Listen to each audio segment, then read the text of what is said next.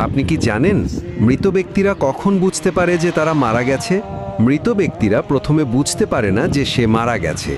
মৃত ব্যক্তির মৃত্যুর পরে আত্মীয় স্বজনের কান্নাকাটি, গোসল দেওয়া, কাফন পরানো, এমনকি কবর দেওয়ার আগ পর্যন্ত সে মনে করে মৃত্যুর স্বপ্ন দেখতেছে। এমন অবস্থায় সে চিৎকার করে সাহায্যের জন্য বা তার স্বপ্ন ভাঙানোর জন্য। কিন্তু আফসোস, কেউ তার চিৎকার শুনতে পায় না। যখন সবাই তাকে দাফন করে চলে আসে, তখন মৃত ব্যক্তি একা হয়ে যায়। ঠিক তখনই মহান আল্লাহ তাআলা তার আত্মাকে পুনরায় তার দেহের মধ্যে ফিরিয়ে দেয়।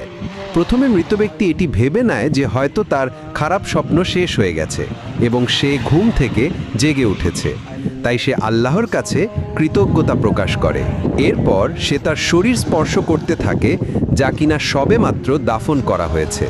তখন সে বলতে থাকে, আমার শার্ট কোথায়, আমার প্যান্ট কোথায়?